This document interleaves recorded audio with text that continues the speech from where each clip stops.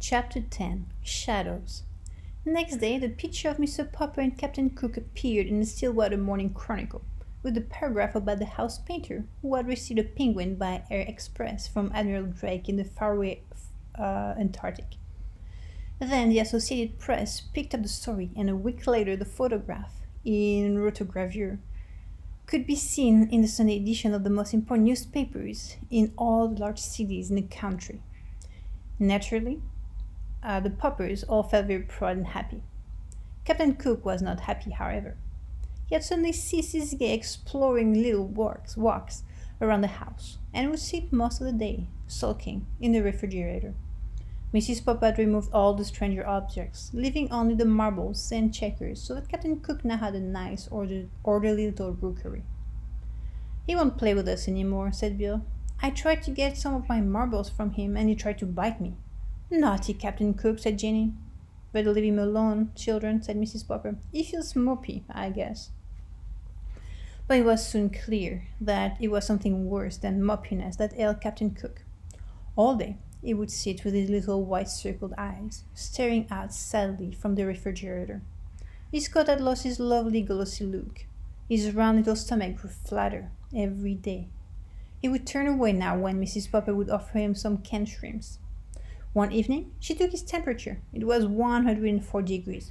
"Well, Papa," she said, "I think you had better call the veterinary doctor. I'm afraid Captain Cook is really ill." But when the veterinary came, he only shook his head. He was a very good animal doctor, and though he had never taken care of a penguin before, he knew enough about birds to see at a glance that this one was seriously ill.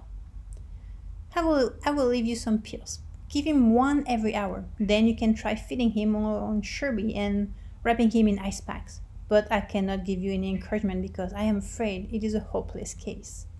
This kind of bird was never made for this climate, you know. I can see that you have taken good care of him, but an Antarctic penguin can't strive in still water." That night the Poppers sat all night, taking turns changing the ice packs. It was no use. In the morning Mrs. Popper took Captain Cook's temperature again. It had gone up to 105. Everyone was very sympathetic. The reporter on the Morning Chronicle stopped in to inquire about the penguin. The neighbors brought in all sorts of broth and jellies to try to tame the little fellow. Even Mrs. Callahan, who had never had a very high opinion of Captain Cook, made a lovely frozen custard for him. Nothing did any good. Captain Cook was too far gone. He slept all day now in a heavy stupor, and everyone was saying that the end was not very far away. All the Poppers had grown terribly fond of the funny, solemn little chap, and Mr. Popper's heart was frozen with terror. It seemed to him that his life would be very empty if Captain Cook went away. Surely someone would know what to do for a sick penguin. He wished that there were some way of asking advice of Admiral Drake, away down at the South Pole, but there was not time. In his despair, Mr. Popper had an idea. A letter brought him his pet. He sat down and wrote another letter.